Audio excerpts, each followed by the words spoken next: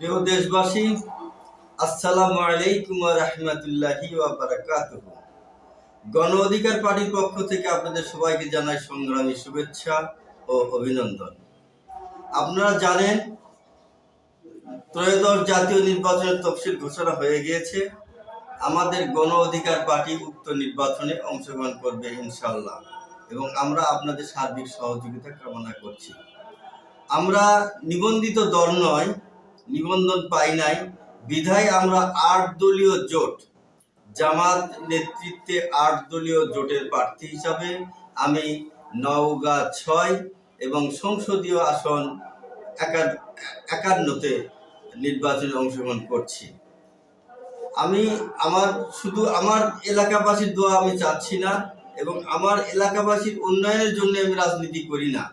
আমি রাজনীতি করি পুরো দেশের উন্নয়নের লক্ষ্যে, পুরো দেশের বেকার সমস্যা সমাধানের লক্ষ্যে, পুরো দেশের একটি লোক বেকার থাকবে না সে প্রযুক্তি আমার আছে।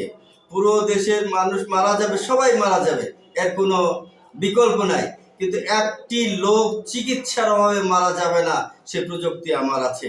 এবং প্রত্যেকটি মানুষের মাথার উপরে ছাদ হবে, এ প্রযুক্তি আমার আছে।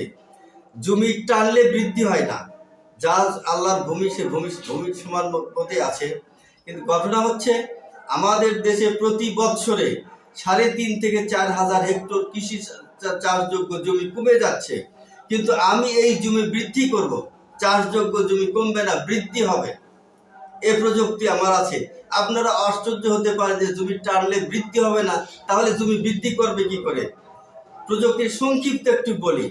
একটি গ্রামে মাত্র ২০ থেকে ৩০টা ঘর বসতি আছে। এই ৩০ জন বাড়ির মালিক মিলে কমপক্ষে ৪০ একর জমি লাগে, তাদের বাড়ি, উঠান, বৈঠকখানা, পুকুর ইত্যাদিতে লাগে। আর আমি যদি ক্ষমতায় যাই, আমার দল যদি ক্ষমতায় যায়, ওই গ্রামে মাত্র ২টা বিল্ডিং করবো আমরা, ৫০ তালা বিশিষ্ট। তাহলে ৫০ তালা বিশিষ্ট ৪ ইউনিটের বাড়ি যদি হয়, তাহলে একটা বিল্ডিং এ ২০০ লোক, ২০০ পরিবার বাস করতে পারবে। তার দুটা বিল্ডিং এ ৪০০ পরিবার, ৪টা গ্রামের লোক দুটা বিল্ডিং এ এলাম। তাহলে এই যে ওয়েস্টের জমিগুলো, সব জমি আমরা সমতল করে কৃষি জমিতে রূপান্তরিত করব। এরকম দেশ উন্নয়নের জন্য আমার বহুত পরিকল্পনা আছে। তবে আমার পরিকল্পনা আমার মধ্যেই থেকে যাবে যদি আপনারা আমাকে সুযোগ না দেন। আর যদি আপনারা আমাকে সুযোগ দেন ক্ষমতায় যাওয়ার জন্য, তাহলে দেশ সিস্টেমে চলবে। আমি দুর্নীতি করতে পারবো না, আপনিও পারবে না, সিস্টেমেই দুর্নীতি বন্ধ হয়ে যাবে। যেমন ধরেন, পেটের দায়েই মানুষ বেশিরভাগ দুর্নীতি করে। প্রত্যেকটা লোকের যদি আমি কর্মসংস্থান করে দিতে পারি, এখানে 85% দুর্নীতি কমে যাবে।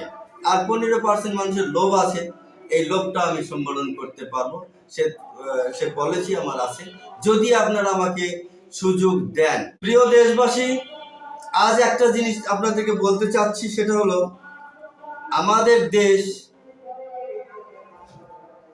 ভালো নেতা কখনোই ক্ষমতায় যেতে পারবে না। তার উদাহরণটা হলো, একটা গ্রামে যদি ১০০ লোক বসবাস করে, সেখানে ৭০ জন লোক বাস করে অন্য ধর্মে, আর ৩০ জন লোক করে মুসলমান ধর্মে। দুইজন প্রার্থী যদি নির্বাচনে অংশগ্রহণ করে, তাহলে কোন দল নির্বাচনে পাস করবে? নির্দ্বিধায় ৭০% যাদের, তারা। ঠিক আমাদের দেশের ৮০% লোক দুর্নীতির সাথে জড়িত। তাই দুর্নীতিবাজদের সমর্থন নিয়ে যে গণতন্ত্রের নেতা আসতেছে, সেই নেতা কখনোই দেশের জন্য ভালো করতে পারে না, সে অবশ্যই দুর্নীতি করবে।